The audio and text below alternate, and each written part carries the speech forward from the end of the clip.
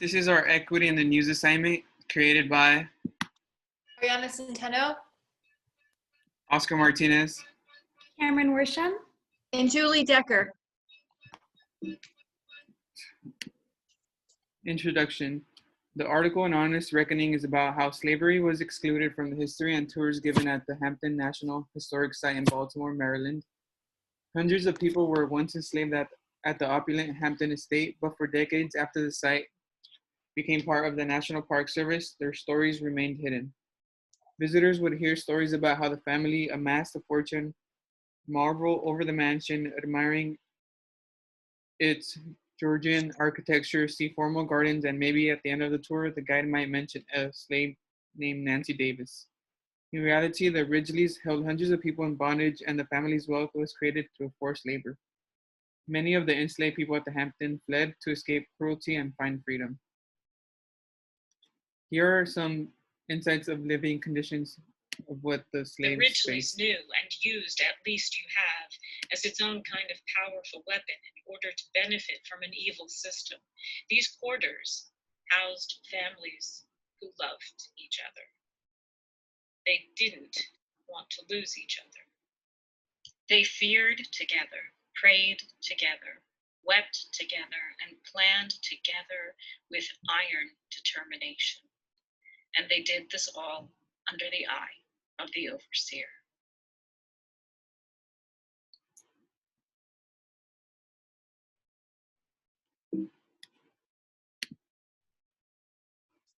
So why does it matter? This article is important because it tells the story of slavery and how it still shapes communities today. James Loewen wrote a book called Lies Across America. In it, he says the misrepresentations and omissions of historical events help keep us ignorant as a people.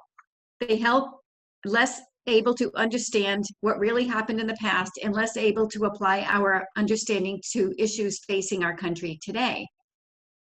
Loewen continues to say that as Americans, we share a common history. Some of the historical events are difficult and they divide us, but we must remember them so that we can understand our divisions and work to reduce them. If we cannot face our history honestly, we cannot learn from the past, and the way we heal is to come face to face with the truth, and then we can better deal with it and each other.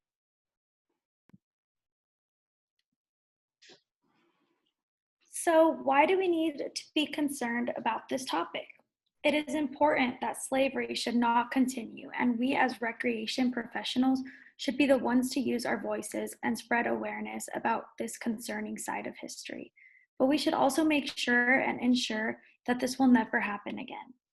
Recreation professionals can make sure that all programs are as diverse and as inclusive as they possibly can be to ensure that everyone in the community feels like one equal and one whole unit, no matter what their background may be.